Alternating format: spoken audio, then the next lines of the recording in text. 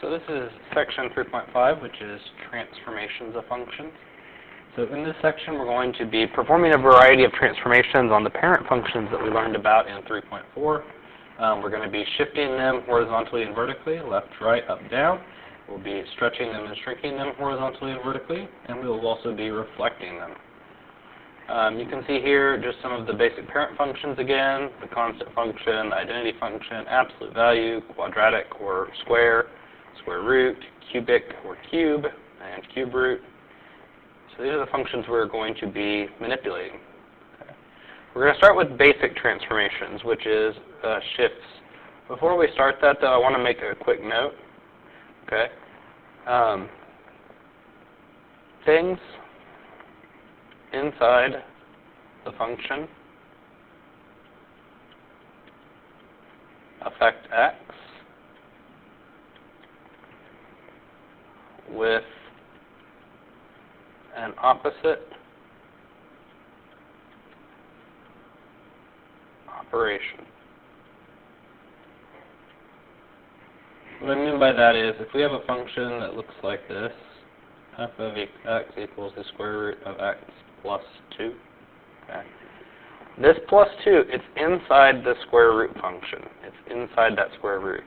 So it affects x, but it does it with an opposite operation. So instead of adding 2 to x, it will actually subtract 2 from x. And that's just something you have to remember, that inside the function affects the x with an opposite operation. Okay. All right, so with that being said, let's go back to our shifts. If you have a number added or subtracted to the end of your function, f of x plus k or f of x minus k, it's going to do a vertical shift. If it's plus k, it's going to shift the graph up k units. And if it's minus k, it's going to shift the graph down k units. In terms of points, we're going to just add or subtract k from the y values as it says to do. For horizontal shifts, if this is an addition or subtraction inside the function, then it's going to shift it left or right. Again, make sure you remember opposite operation. So when you have f of x minus h, it's going to shift the graph to the right h units.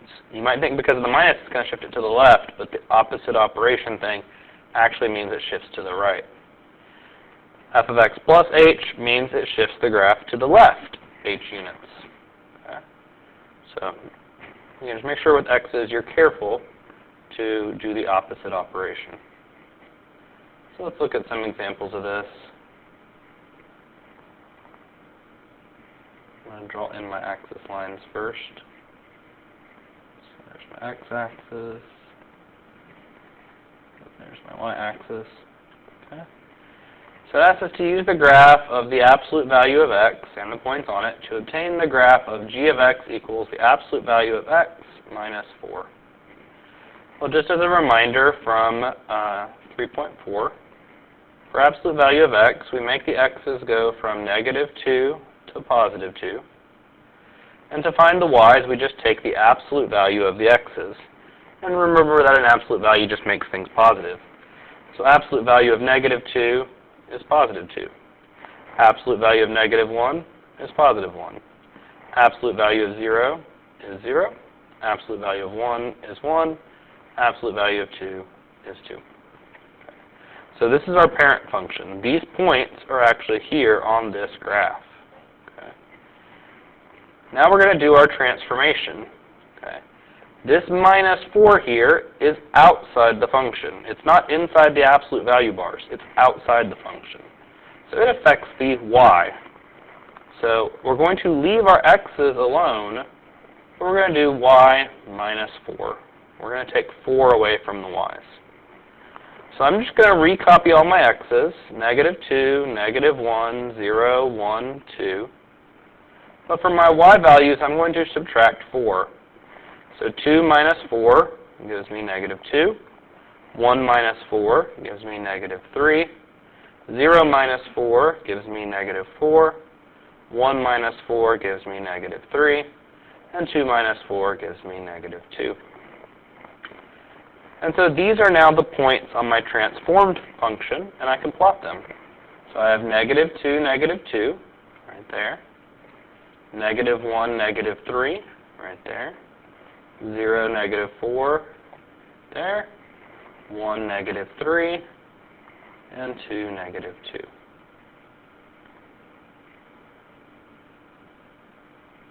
So we connect the points. We put little arrows on the ends. And there's our graph. Now in terms of transformations, what that minus 4 did was it shifted the graph down 4 units. That point had been at 0, 0. Now it's down here at 0, negative 4. So the graph got shifted down 4 units. So it's a vertical shift down 4. Okay? So that's our first example. Let's look at our second example. Again, I'm going to go in and draw my x and y axis first. So there's my x-axis and my y-axis. So this one asks us to use the graph of f of x equals the square root of x to obtain the graph of g of x equals the square root of x plus 5. Well, remember for square root of x that for our points, we want the x's to be perfect squares, so like 0, 1, 4, and 9. So that way we can actually take the square root of them to get our y's. So square root of 0 is 0, square root of 1 is 1, square root of 4 is 2, and square root of 9 is 3. So that's our parent function. These points are on this graph right here. Now we want to do our transformation. So we have square root of x plus 5. This plus 5 is inside the square root, so it's inside the function. When it's inside the function, it affects the x, but it does an opposite operation. So this says do x plus 5. If we do an opposite operation, we're going to do x minus 5. And then we'll leave the y's alone. So our y's just stay the same. They're 0, 1, 2, and 3. For our x's, though, we're going to subtract 5. So 0 minus 5 is negative 5. 1 minus 5 is negative 4. 4 minus 5 is negative 1. And 9 minus 5 is 4. And so these are our newly transformed points, and we can plot them. So there's negative 5, 0. Negative 4, 1, negative 1, 2, and 1, 2, 3, 4, 1, 2, 3, there's 4, 3. Okay.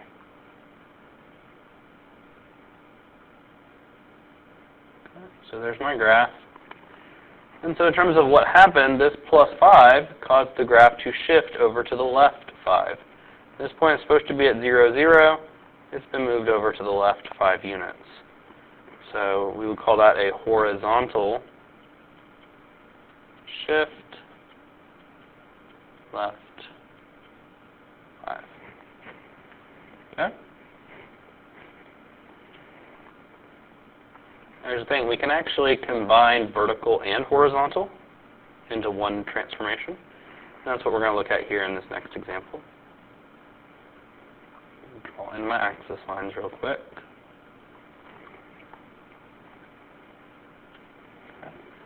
So it asks us to use the graph of f of x equals x squared to obtain the graph of h of x equals x plus 1 squared minus 3. So I'm going to start with x squared, my parent function. We're going to make the x's go negative 2 to 2.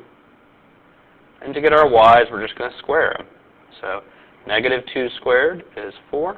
Negative 1 squared is 1. 0 squared is 0. 1 squared is 1. 2 squared is 4. So there are my parent function. Now I want to do transformations. I have a plus 1 here that's inside the square. Notice there's this parentheses and then there's the square. This plus 1 is inside the square, so it's inside the function. So that means it affects the x, but in an opposite operation. So we're actually going to do x minus 1. The minus 3 is outside the function. It's not inside the square. It's outside of the square. So this minus 3 is going to affect the y, and so we're going to have y minus 3.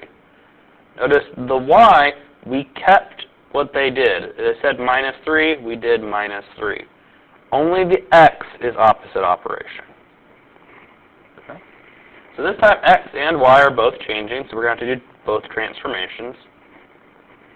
So let's do x first. Negative 2 minus 1 is negative 3. Negative 1 minus 1 is negative 2. 0 minus 1 is negative 1. 1 minus 1 is 0.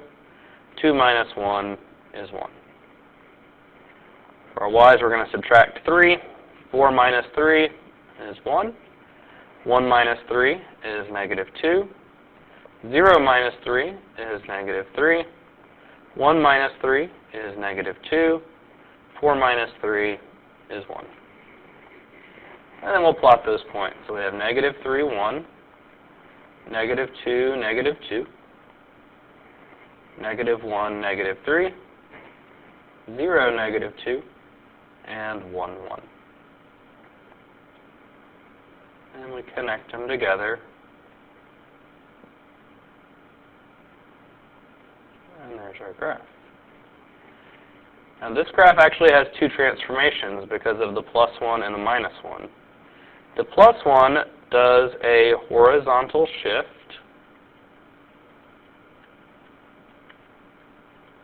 left 1. So this point is supposed to be at 0, 0, but it got moved over to the left to negative 1. The minus 3 does a vertical shift down 3. So when you combine both of these together, this point at 0, 0 needs to move to the left 1 and down 3. So it should be at negative 1, negative 3, which if we look at our graph, it is. Okay. And so we can kind of see the shifting there. Okay. So that's shifts. Shifts are pretty straightforward. There's nothing too terribly complicated about them. The next kind of transformation we're going to look at is reflections. Okay. Reflections are when you change the sign on the x Or on the y. So if there is a negative in front of your function, you're going to change the sign on your y's, which is going to cause an x-axis reflection. So negative in the front of the function changes the y values, does an x-axis reflection. If you have a negative inside the function with the x, then it changes the sign of the x values, and that causes a reflection across the y-axis. Now you might ask, why does it change the sign of the x values? Don't we do opposite operation? Well, think about this. Negative x really means negative 1 times x. So if we do an opposite operation, what is the opposite operation of multiply? Well, the opposite operation would be to take x and divide it by negative 1. But if you take x and you divide it by negative 1, you still get negative x. So whether it's multiplication or division, it still changes the sign on the x's. So even when we do opposite operation, it's still going to change the sign. So just don't freak out about it. It'll be okay. Just make sure you understand that that negative inside there with the x's changes the sign on the x's. It does a y-axis reflection. Okay. Alright, so I'm going to have to shrink this down just a tiny bit to make it fit. So example 4 here asks us to use the graph of the cube root of x to draw the graph of g of x equals the negative cube root of x. So I'm going to start with the parent function, the cube root of x. And this was one of our special ones because we want the x's to be perfect cubes. So that way we can take the cube root. So we want like negative 8, negative 1, 0, 1, and 8. These are all perfect cubes. To get our y's, we just take the cube root of them. So the cube root of negative 8 is negative 2. The cube root of negative 1 is negative 1. The cube root of 0 is 0. The cube root of 1 is 1. And the cube root of 8 is 2. So that's our parent function. All these points are here on this graph. Now we want to do our transformation. We have a negative in front of the cube root. It's in front of the function. So that affects the y. So our x's are going to stay the same, but our y's are going to change signs. So I'll have negative 8, negative 1, 0, 1, 8. We're going to change the sign on all the y values, so we'll have 2, 1, 0, negative 1, negative 2. I just realized I haven't drawn my axis lines yet, so I'm going to do that really quickly. Let's see, right there's middle. Alright, so we have negative 8, 2.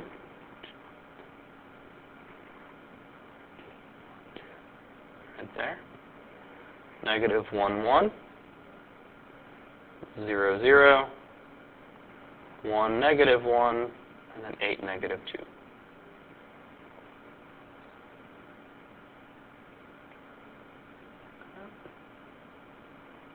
We're going to go in and draw our graph.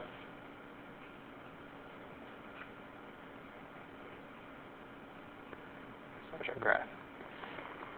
In terms of what happened, because we changed the sign on the y values, what we had was an x-axis reflection. That means is what was up here reflected and is now down here. You can see that. This point at 8, 2 reflected over and became this point at 8, negative 2. Okay, so we've got an x-axis reflection.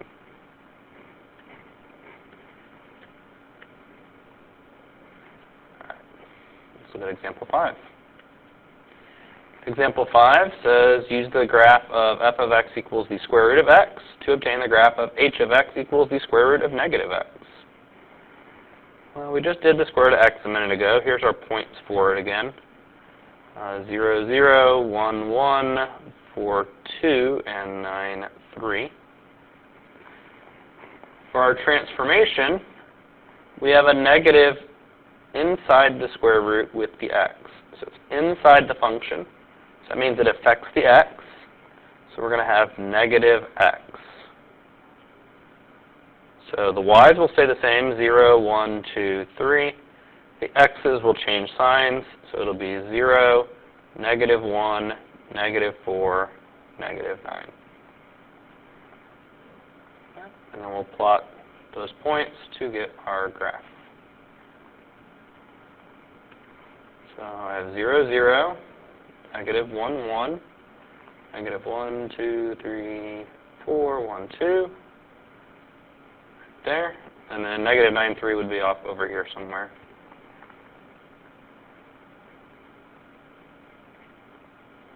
Okay, so there's my graph. Now because we changed the sign on the x's, that means we did a y-axis reflection. So we reflected it across the y-axis. So what was over here on the right reflects across and is now over here on the left. Okay. Moving right along, our next thing we're going to look at is vertically stretching and horizontally stretching. I'm also shrinking. Okay. So if you have a number getting multiplied in front of your function, you have a times f of x. Then that is going to multiply the y values by a. Now depending on what number a is, that can cause either a vertical stretch or a vertical shrink. If a is a number that is greater than 1, then the graph gets stretched vertically. If a is between 0 and 1, then the graph gets shrunk vertically. But in either case, when you're drawing your graph, you're going to multiply the y values by a. Okay. Now what if you have a multiplication inside the function, f of b times x? Well, that's going to cause a horizontal stretch or shrink. But it works a little bit opposite. Okay? If b is bigger than 1, it's going to actually horizontally shrink your graph. And if b is between 0 and 1, it's going to horizontally stretch your graph. The reason why is let's say b was 3. We would have f of 3x. Okay? What that is actually saying is this is 3 times x. But remember, we do opposite operation with x. So we're actually going to be doing x divided by 3. Okay? Well, when we do x divided by 3, that makes the x's get smaller, and so it's going to shrink them. But if we let b be a number like 1/2, when we have f of 1/2 x, okay, multiplying by 1/2, that means when we do our transformation, we're actually dividing by 1/2. And dividing by 1/2 is the same thing as multiplying by 2. So, in a way, when you divide by this fraction, you end up multiplying by a number bigger than 1, and so it makes the x's get bigger. So it's a little bit different. One other word of warning, if you have a horizontal stretch or shrink and a horizontal shift, then you need to factor out the stretch and shrink first. What that means is your function should look like this: f of b of x minus h, not f of bx minus h. That b right there is your stretch. It needs to be factored out, so that way you can see the correct shift. It's shifting to h units. It's not shifting over here, this kind of h units. In this example, the h's would be different, because in this example, this h would actually be b times h. It's weird with letters, but understand that if there is a constant in front of x, you are going to need to factor it out so that you can actually see the correct transformations. Okay? So let's do a couple examples of this.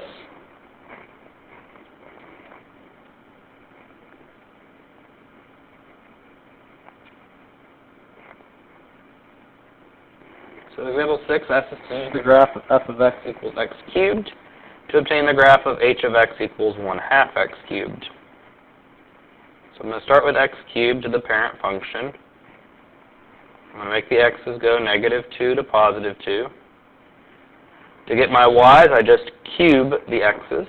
So -2 cubed is -8, -1 cubed is -1, 0 cubed is 0, 1 cubed is 1, and 2 cubed is 8.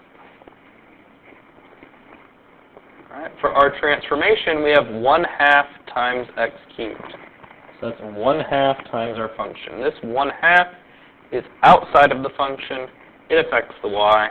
So we're going to have x, and then we're going to have 1/2 times y. So these x's will stay the same. We're going to multiply the y's by 1/2. So -8 times 1/2 gives me -4. -1 times 1/2 gives me -1/2. 0 times 1/2 gives me 0. 1 times 1/2 gives me 1/2. 8 times 1/2 gives me 4. And so there's our transformed points. So we have -2, 4. Oops, that should be -2, -4. Not bad. There. -1, -1/2. 0, 0. 1, 1/2. And 2, 4.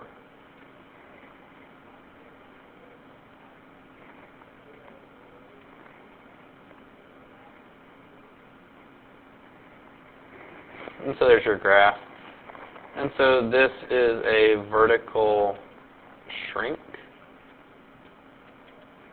Okay. It's a shrink because normally we have a point at 1, 1. Like we go over 1 and up 1 and there's a point. Here though, if we go over 1, the point is only up 1/2. So it's been vertically shrunk. It doesn't go out quite as high. Another way to think of it is if you look at these points here, this point at -2 and this point at 2, to go from here over to here, you have to go up 16 units. You have to go up 8 to get to here, and then up another 8 to get up to here. But if you look at this graph, I only have to go 4 and then 4. I only have to go half as much. So it's a vertical shrink. let's look at example 7.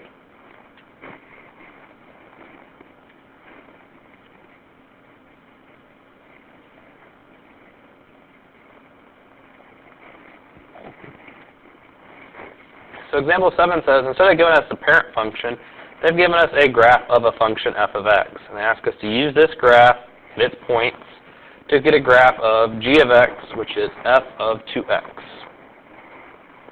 So I'm going to start with the parent function, this f of x graph they gave me. And I'm just going to write down the points on it. So this first point is negative 4, 0. The second point is negative 2, 4. The next one is 0, 0, 2, negative 2, and 4, 0. Okay, so those are the points that they gave me. But now I want to do my transformation. This is f of 2x. This 2x is in the function. It's inside the parentheses. So it affects the x. But it does so in an opposite operation. So it's actually going to divide the x's by 2 rather than multiplying them by 2. And the y's will stay the same. The y's will still be 0, 4, 0, negative 2, and 0. For the x's, we're going to divide by 2. So negative 4 divided by 2 is negative 2. Negative 2 divided by 2 is negative 1. 0 divided by 2 is 0. 2 divided by 2 is 1. And 4 divided by 2 is 2. And so then we can plot those. We have negative 2, 0. Negative 1, 4. 0, 0. 1, negative 2. And 2, 0. Now I do want to kind of follow the general shape of this, so it's kind of curvy on the left side and more pointy on the right side. So when I draw this in, I'm going to try and make it curvy on the left side, and I'll try and make it look a little bit more pointed on the right side. So there's our graph. Because we divided the x's by 2, this is a horizontal shrink. And an easy way to tell that is, going from this beginning point to this ending point, it's 8 units across. Okay? If we count it up, it's 8 units. But if you look at this graph, going from this beginning point to this ending point, it's only 4 units across. So it is horizontally shrunk, a little bit smaller. Okay. Now we can combine multiple transformations together, so we can have stretches, shrinks, reflections, all going on at once. And so that's what we're going to look at in the next couple examples here.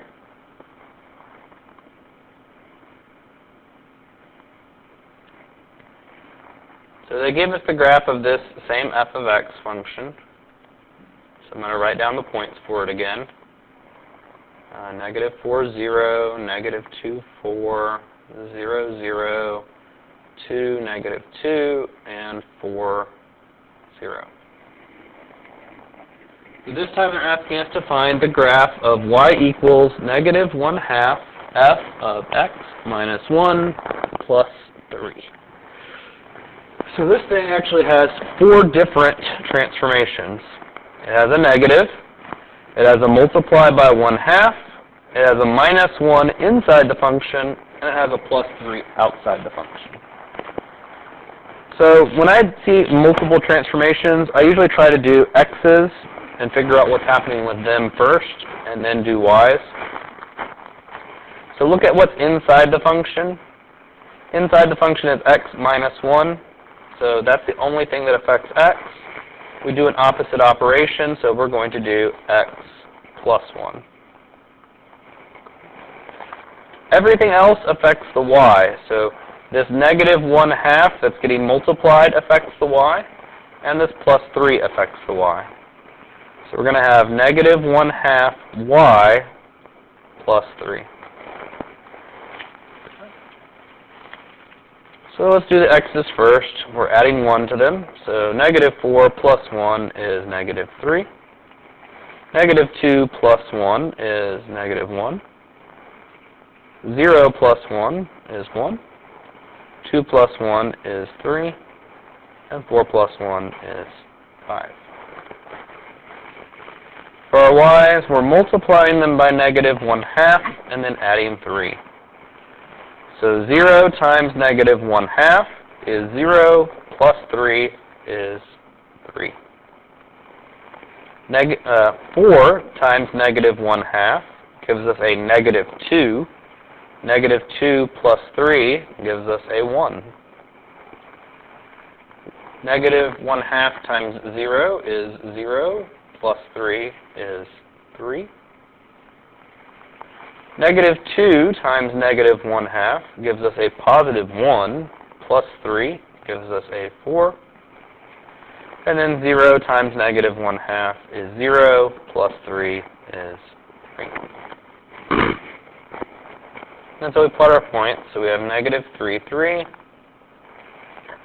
negative 1, 1, 1, 3, 3, 4, and then 5, 3.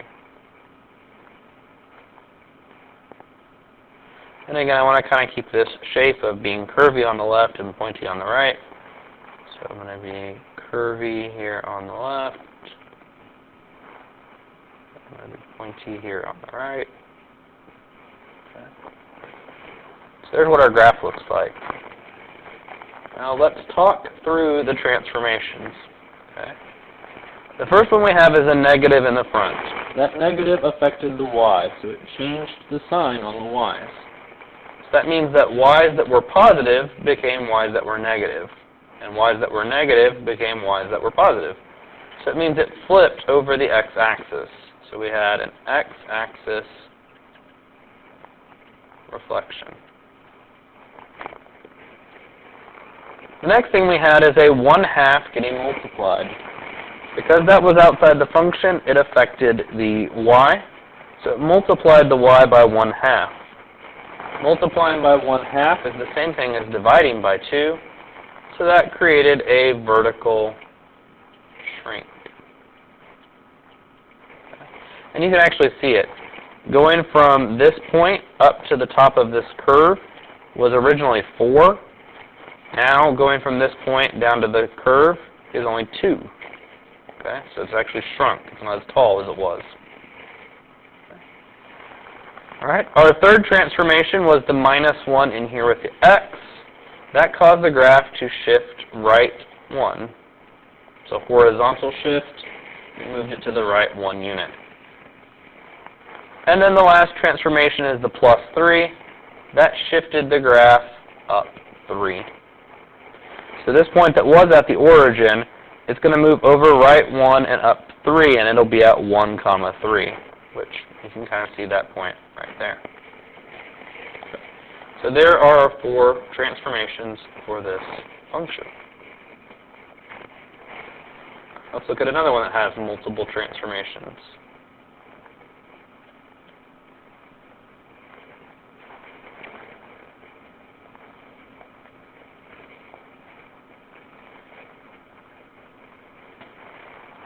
So we're starting with the parent function, f of x equals x squared. We're trying to find g of x equals 2 times x plus 3 squared minus 1. So we'll start with the parent function x squared. I'm going to make a quick table of values.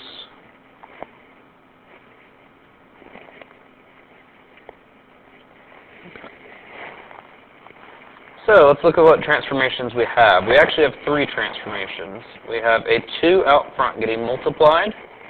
We have a +3 inside the function, inside the square. And then we have a -1 outside the square. The only one that's inside the function is the x plus 3. So that's the only thing that affects x. We're going to do opposite operation, so we're going to do x minus 3. Everything outside affects the y, so this multiplying by 2 and this subtracting 1 affects the y. So we'll have 2y minus 1. And so then we apply the transformations. -2 minus 3 is -5. -1 minus 3 is -4. 0 minus 3 is negative 3. 1 minus 3 is negative 2. 2 minus 3 is negative 1. For our y's, 4 times 2 is 8, minus 1 is 7. 1 times 2 is 2. 2 minus 1 is 1. 0 times 2 is 0. 0 minus 1 is negative 1. 1 times 2 is 2. 2 minus 1 is 1. 4 times 2 is 8. 8 minus 1 is 7. And so there's our transform of points. 1, 2, 3, 4, 5. 1, 2, 3, 4, 5, 6, 7. All the way up in the corner. 1, 2, 3, 4, and 1.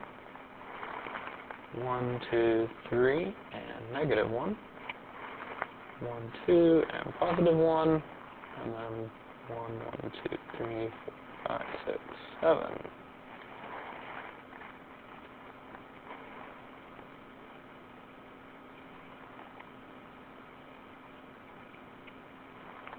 Alright, so there's our graph of this function.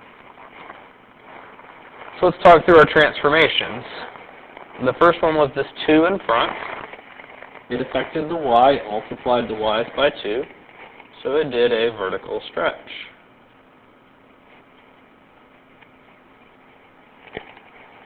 And you can kind of see that going from the origin up to one of these points is usually 4 units.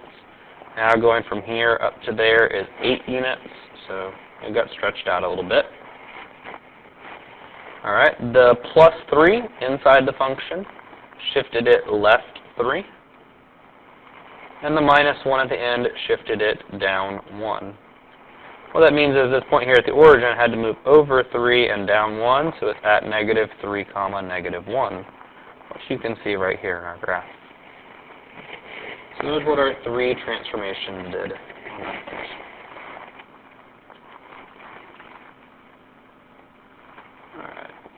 This last one is, the last graphing one we're going to do is kind of a crazy one, and I apologize about it, but sometimes you do hit these crazy ones. So we have f of x equals the square root of 1 minus x plus 2. Now the parent function is just going to be square root of x, the very basic one, which we know how to do. X's we make 0, 1, 4, 9, the perfect squares.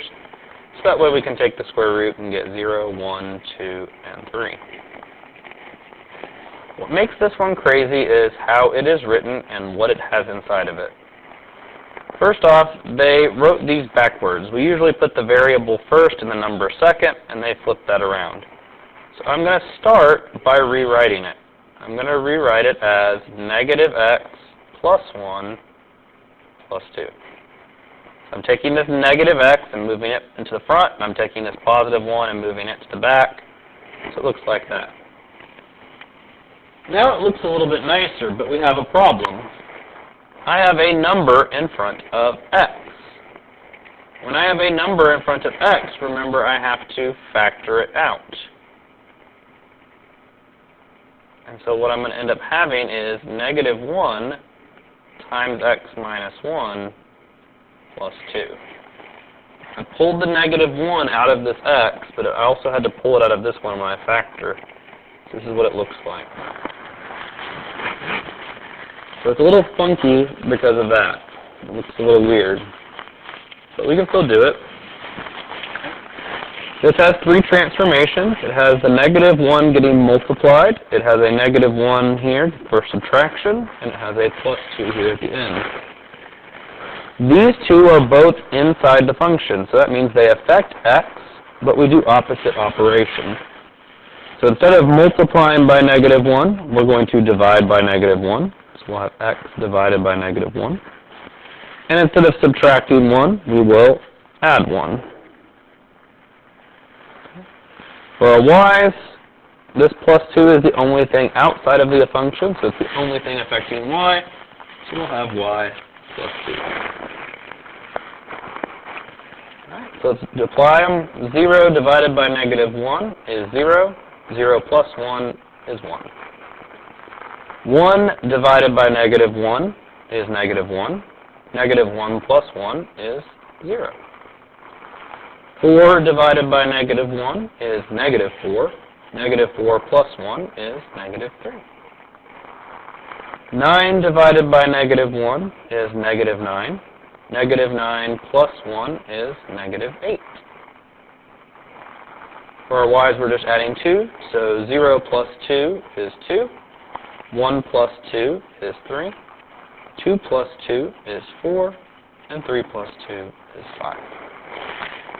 And so there's the points on our transformed function. So we have 1, 2, 0, 3.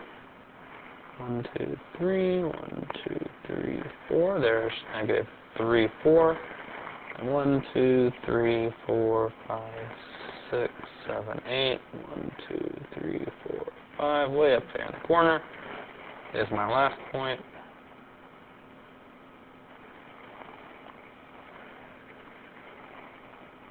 So there's my graph. In terms of transformations, I mentioned there are 3 of them. This multiplying by a negative 1 changes the sign of the x's, so that creates a y-axis reflection. Because when you change the sign of the x's, the positive ones flip over the y-axis and become negative ones, and the negative ones flip over the y-axis and become positive ones. The minus 1, here, this x minus 1, that actually shifts it to the right 1. And then the plus 2 at the end shifts it up 2. So normally this graph has a spot here at 0, 0, but it's been moved right 1 and up 2. And then there's this y-axis reflection that's making it point to the left instead of pointing to the right. Okay. And that's about as tricky as they get, because most times you don't have to do this whole factoring business. So this is about as tricky as it can get. Alright, the very last thing we're going to do is we're actually going to write an equation for a transformed function.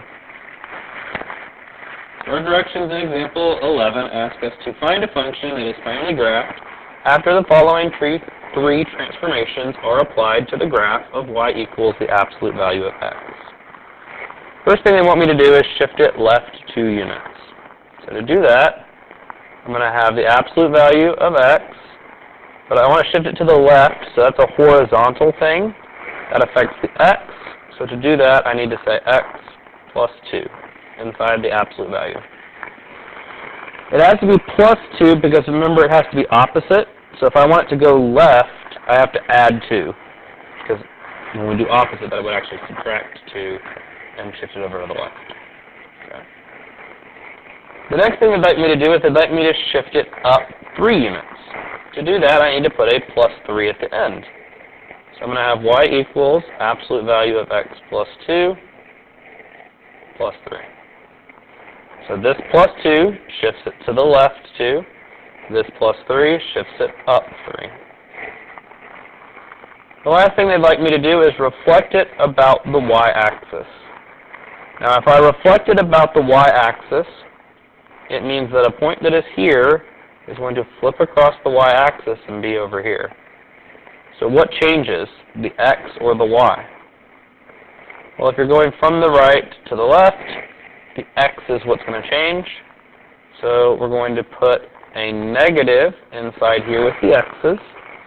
And then we're going to put the parentheses x plus 2, close our absolute value, and then put plus 3. So the negative right here does the y-axis reflection. The plus 2 in here in the parentheses with the x shifts it left 2, and the plus 3 shifts it up 3. And so there is our function. Now if you want to, you could distribute the negative into the parentheses and write this as y equals absolute value of negative x minus 2 plus 3. If you wanted to, but you do not have to. You're welcome to leave it like this so that you can see all of the transformations.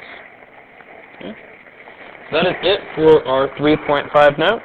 As always, if you have questions, shoot me an email.